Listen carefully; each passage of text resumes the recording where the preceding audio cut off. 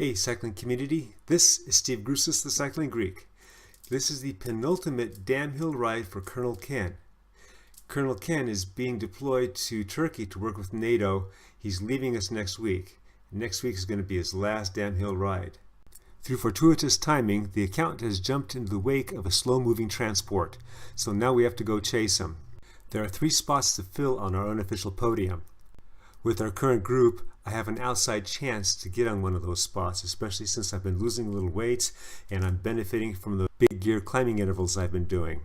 2 other riders with excellent podium chances are the Chosen One and Colonel Ken.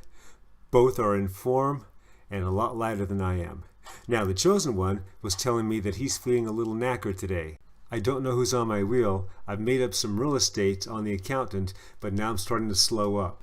I'm avoiding going into the red zone. I'm trying to keep my efforts steady, especially if someone jumps by me that I can hook on their wheel and survive there. Fast forward 30 seconds and the person that said that he wasn't feeling that well, the Chosen One, is going past me and he's got Colonel Ken on his wheel.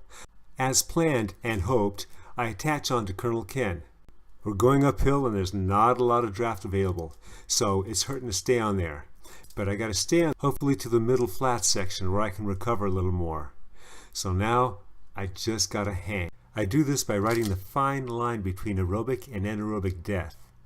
I use bigger gears, slower cadence, and smaller gears, higher cadence, each when I need to. I'll use those bigger gears until my legs start to get bogged down, then I'll shift over to a much easier gear where I take the pressure off my muscles and put it on my aerobic system.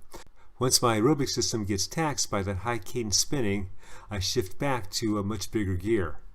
All the while as I am doing this, the Colonel sticks to the Chosen One's wheel using his rhetorically trademark high cadence spinning. I'm starting to lose my ability to recover between each cadence shift.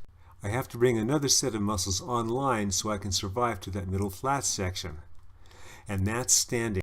I use intermittent standing along with my cadence shifts to give myself a little more time to get to the middle section so I can recover. As with everything, this is something that needs to be practiced. Fast forward again, and I've made it to the middle section. We're starting to leave that section and begin our low-grade climbing to the finish. Now, all this time, the Chosen One has stayed at the front and has been doing yeoman's work, cutting into the gap that the accountant has. The Colonel, in the meantime, has been focused on the Chosen One's wheel. I am still focused on the Colonel's wheel. But I know I'm starting to get weaker. It's just a half a kilometer to the top. I gotta hang in there. Fast forward once again, and the Chosen One is running out of time and real estate. He accelerates in an effort to connect with the accountant. This puts the Colonel in stress. That puts me over the edge. And now the gap. As it turns out, the accountant was able to hang on till the end. The Chosen One came in second, and the Colonel rounded out the podium. Stay tuned for next week's episode, where we ride with the Colonel one last time. Comment, like, subscribe. The Cycling Greek.